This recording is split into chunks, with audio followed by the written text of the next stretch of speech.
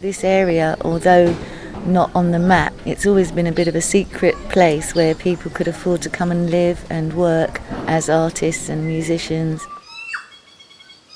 And it felt like you were in the country when you were in there, because there's so many trees. There's 124 trees in that garden, and so therefore you can imagine that you're in the countryside when you're in the middle of the city.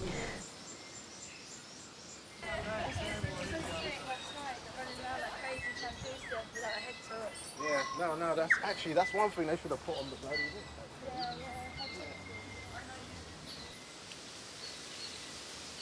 I was just amazed at how beautiful it was, and at the potential that it had to be a space for gardening, for children to enjoy wildlife, for the community to get to. Anyone could go to the garden. It didn't matter whether you were rich or poor.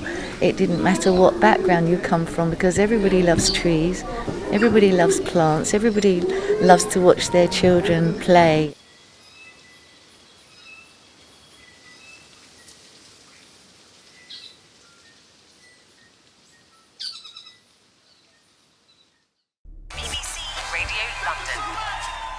You'll remember last week our reporter Greg Mackenzie visited Tide Mill Wildlife Garden in Deptford.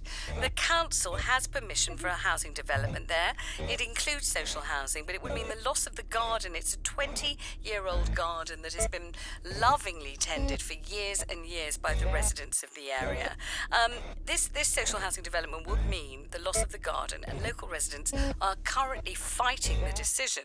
One protester, Andy, told our reporter Greg...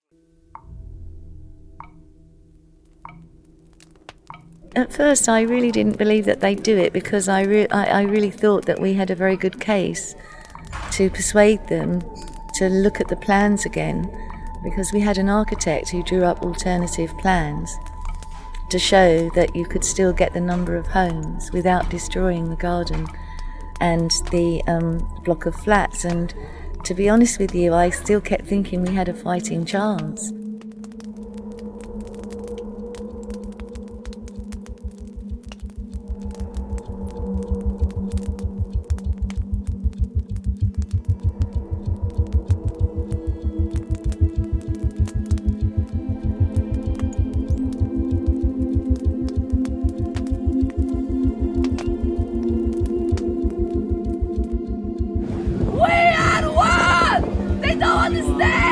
It's all about love!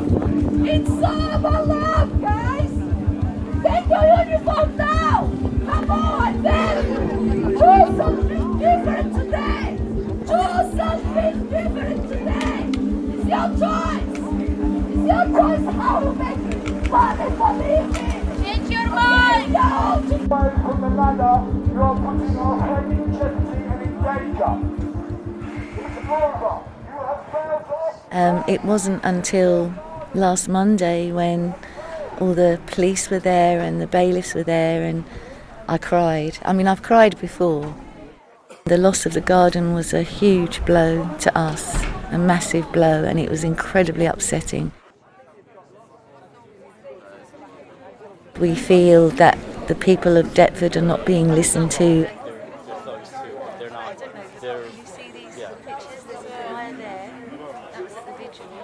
There's that one there that's like smiling, like, yeah, come on.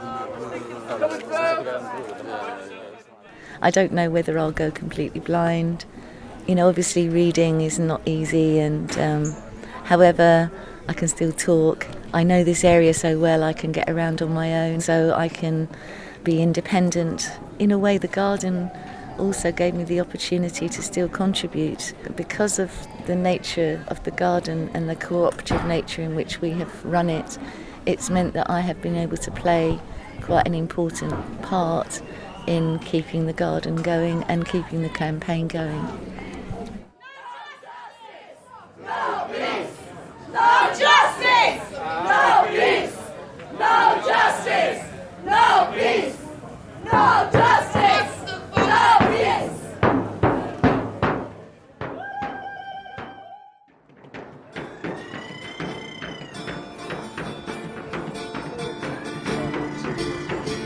We don't need no demolition. don't need our garden gone. A social cleansing from the council.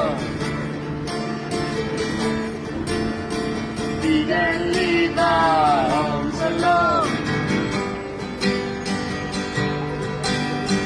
Hey, Damien Eager, leave our homes alone. All in all, it's just another way of kicking the door.